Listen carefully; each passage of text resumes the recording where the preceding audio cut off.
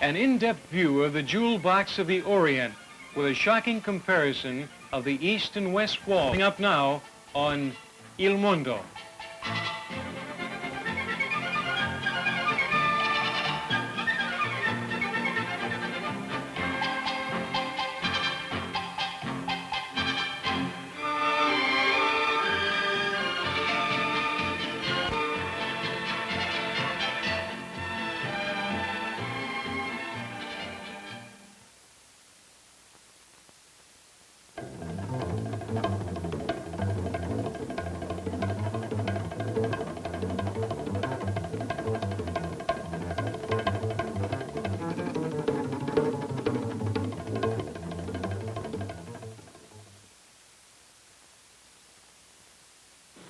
Hi, I'm Bill Singer.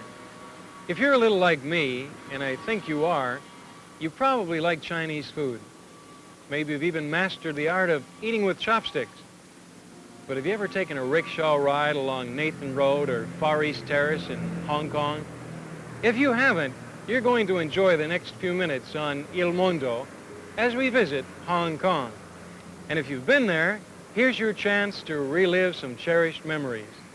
Later on in the show, we'll make a quick comparison of the east and west walls of Hong Kong and Berlin. Right now, our next stop is Hong Kong Harbor.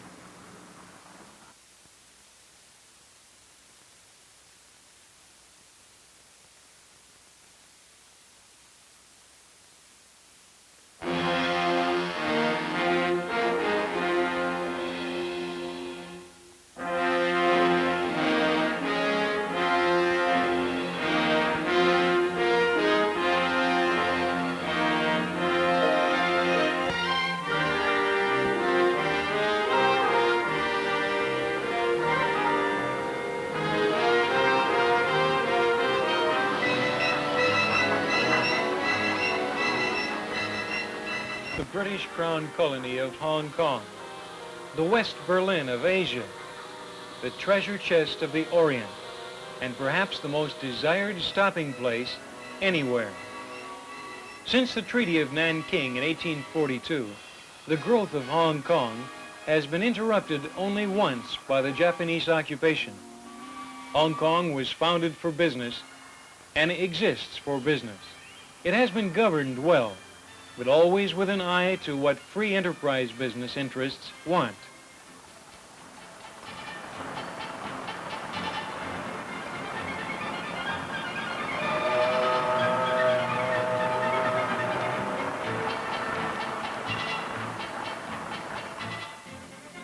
Today, Hong Kong has modern buildings like these. It's a booming, growing, exciting city of strange contrasts between east and west.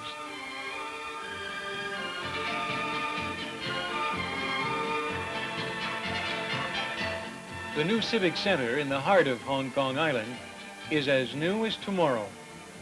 The City Hall, completed in 1962, and the Supreme Court are other examples of this colony's contrast.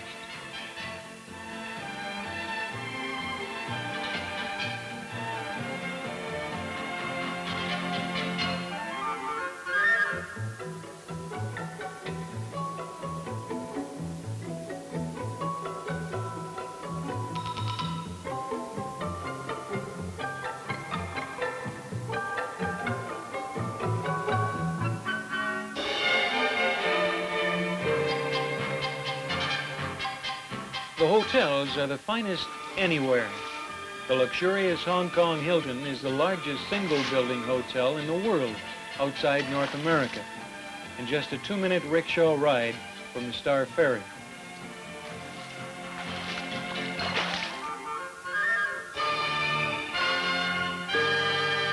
The latest British, American, European automobiles may have outdated and outnumbered the rickshaws at long last, But when the afternoon traffic builds up, only a Volkswagen can outmaneuver a rickshaw.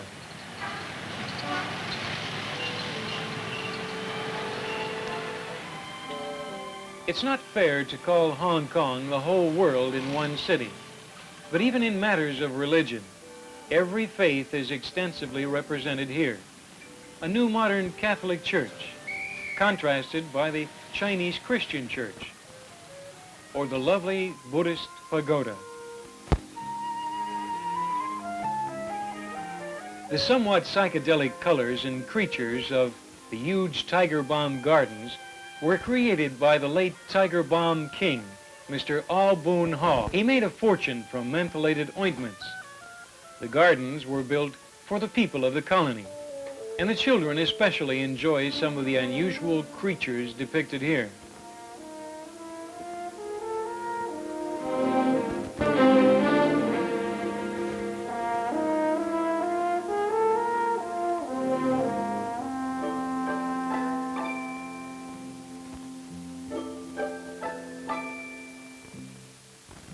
The Tiger Balm Gardens were built on several and just a stone's throw from downtown Hong Kong. The main attraction of the gardens is the lovely white seven-tiered pagoda overlooking the whole colony. The Haw Par Mansion is carefully preserved near the entrance to this fascinating garden of faces. On the other side of Hong Kong, William Holden's home, overlooking Repulse Bay, site of the famed Love is a many-splendored thing, a view without equal of Deepwater Bay. In a moment, a sharp contrast to all of this as we see the shocking side of Hong Kong next on Il Mondo.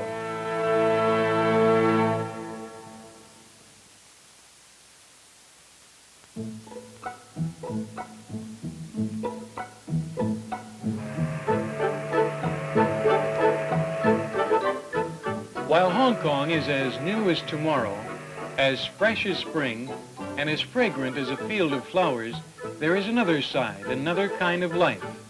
In the middle of this beauty is the other face, the small shelters filled with junks and sampans, fishing boats, where people raised, married, and die without ever tasting the sweet milk of that other side, without ever enjoying a hot shower, listening to a stereo, watching television. Those local residents, not fortunate enough to own a sampan or junk, might live behind the tall towers in paper box shanties like these, a sharp contrast to the life in nearby Stanley.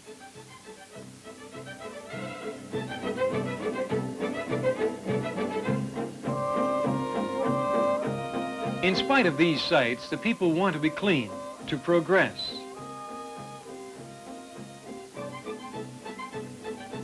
No, this isn't wash day. This is every day. Row after row of freshly laundered clothing, which no laundromat has ever seen. In fact, the nearby laundry at Sheko requires only a long, hard climb for soft water.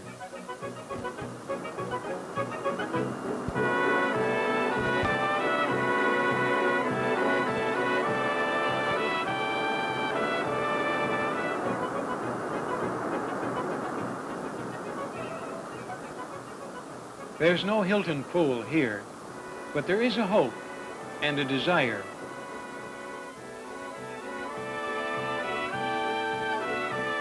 "20 minutes from the luxury of Victoria Peak, row after row of shacks and hungry eyes." Statistics say that the population of Hong Kong is now near 5 million souls, more than half of this population under 15 years of age.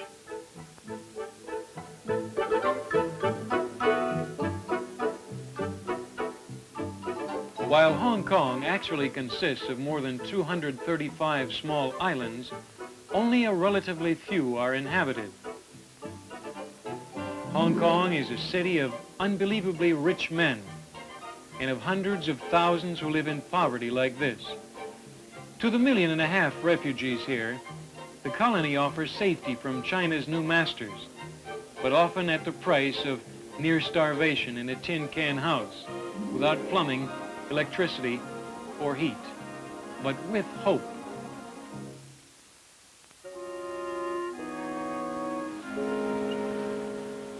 More than 150,000 of Hong Kong's population live on boats. To the tourist, the attractive sampans and junks make good camera subjects. To the Chinese, this is their whole world.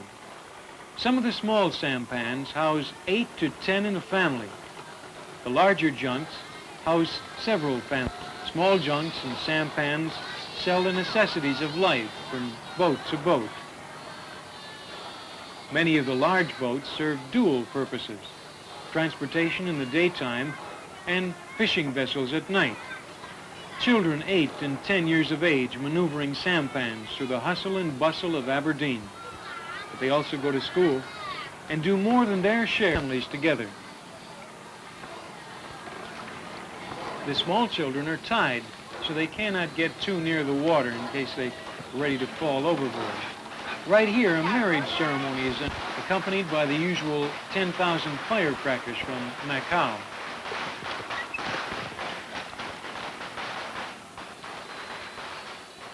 The Chinese are hard workers, and the drying of fruits and unbelievably hot peppers is big business, both for local consumption and export to our Chinatowns.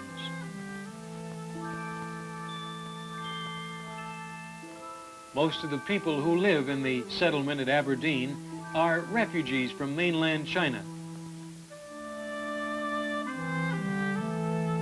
Drying, selling, eating the harvests of land and sea is also big business. And here at Aberdeen, you not only enjoy the sights and sounds of Hong Kong, but also the scent of this cruel life.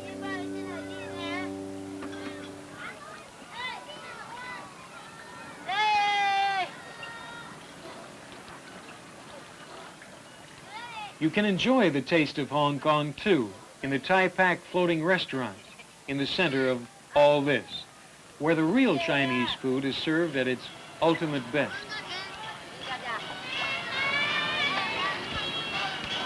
It's not all splish-splash for the youngster. Nearly all of them attend school, different perhaps from what we are used to, but a school in the true sense of the word. Many of these junks bring fresh produce from China. They come in daily, for the colony produces only 1/10 of the food consumed by its tenants. On this same waterfront, coolies sweat and swear, the varicose veins bulging on legs which have borne for too long, too heavy for man. Their world is a low one, filled with violence over matters of a few pennies, and their faces are marked by it. But with the eternal strength of the Chinese, they seldom lose that last bit of human dignity which differentiates them from animals. And what about tomorrow? The British are building vast resettlement areas in Hong Kong and in the new territories, and while the rent is low, the waiting list is long, where there's hope and a promise. More than 350,000 people live in this Chai Wan resettlement area, with communal baths, kitchens, and playgrounds. For Hong Kong, there's a new Hong Kong emerging, with a new look to the future. And now this hydrofoil will take us near the red China Wall, the East Wall, moments away on Il Mondo.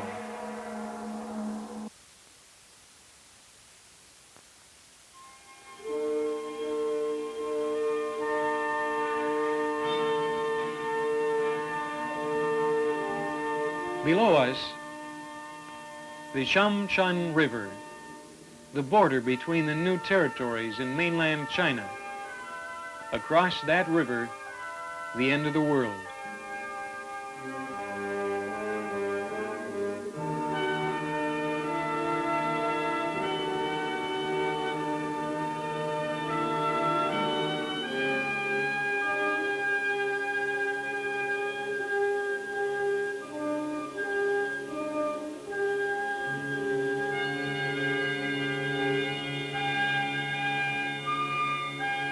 The bamboo curtain, or east wall, as seen now with a long lens from the Lok Ma Chau police station.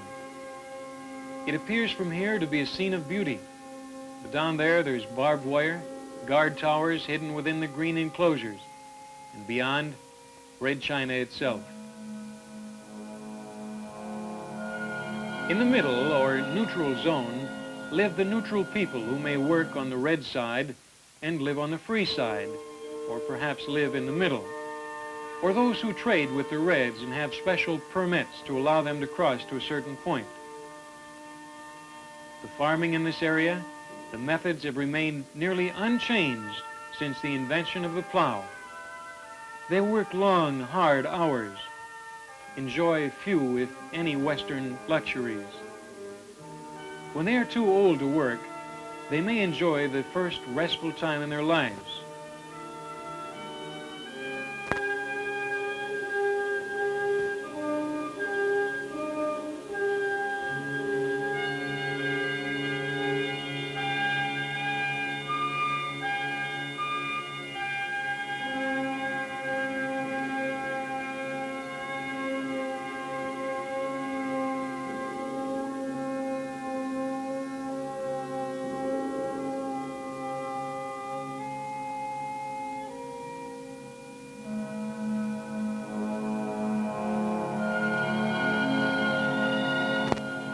Most of the farmers are Hakkas, members of a lost tribe whose women wear huge straw hats fringed with black cloth to keep out the sun. Not far from the Lok Ma Chau border is the walled city of Kam Tin, the 300-year-old walled city of the Hakkas. All inhabitants of Kam Tin have one surname, and all are Hakkas. This is the only walled city of its kind outside of Red China. With a camera in the bush, we look directly across the forbidding border. Not even the Hakkas will be found this close to the terror of the East Wall.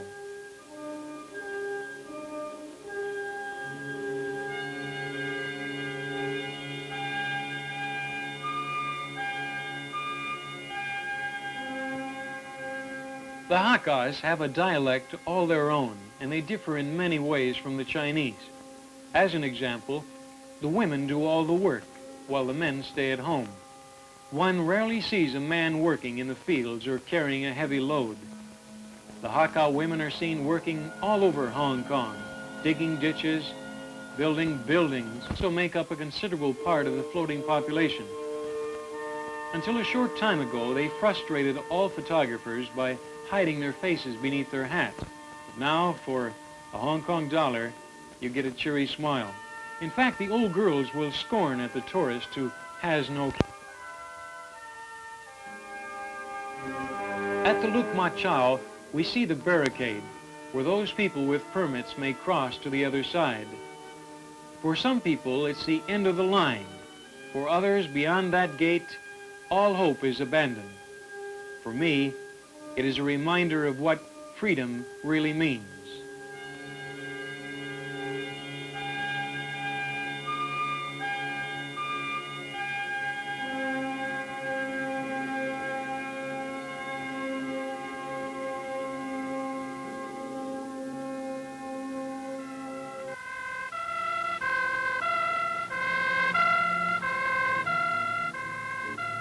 Thousands of miles apart, the West Wall may be easier to see than the East Wall, or curtain, but the same feelings remain.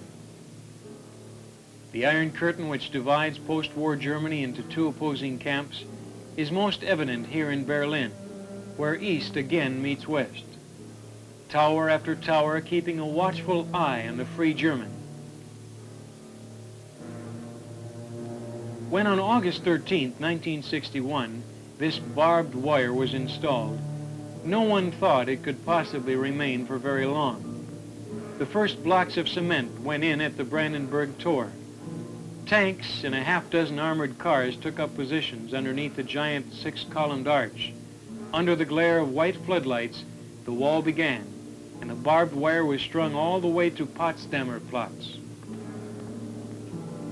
More of the wall in a moment on Il Mondo.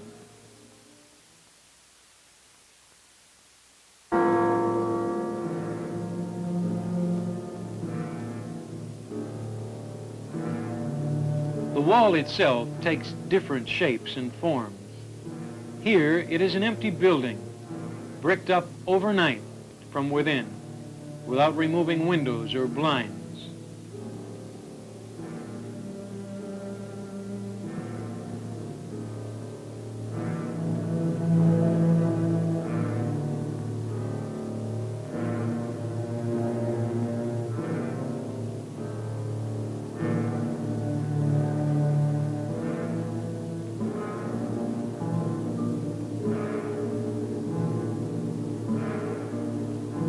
At some points, it's possible to stand 20 feet from an East German sentry, but not without the fear of being shot. Children play along this street when the American GIs are present, and they seem to wonder what it's all about. Why does there have to be war, walls, fear? Why can't men live together in freedom and harmony? I couldn't answer their questions, but there must be an answer.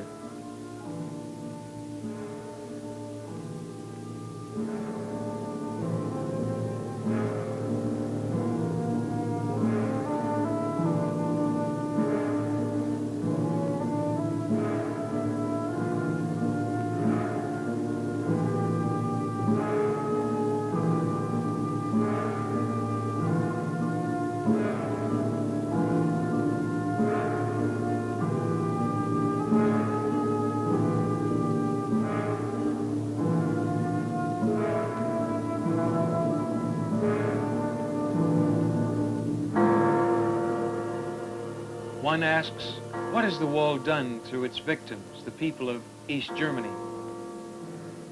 Not surprisingly, the deprivation of human rights, which the wall represents, the barring of Western scientific and cultural contacts, the inability to escape from the incessant barrage of hate the West propaganda, have twisted and perverted the lives of the unfortunate people of East Germany in striking ways. Potsdamer Platz, as it is today, as it was then. Today it's deserted.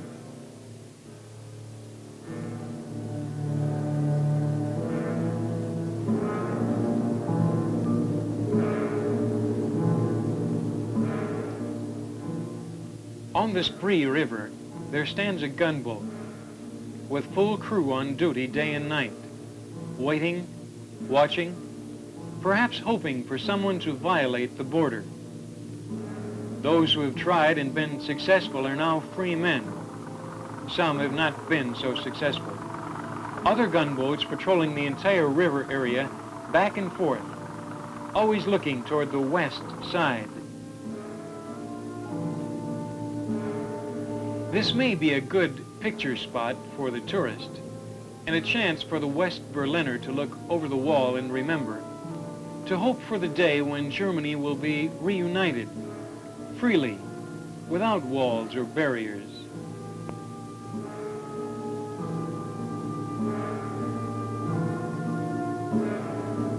Ironically, in the midst of all this is a Russian monument, guarded by 2 Russian soldiers day and night, who are in turn guarded by several British soldiers, and just a few meters from the Brandenburg Tor.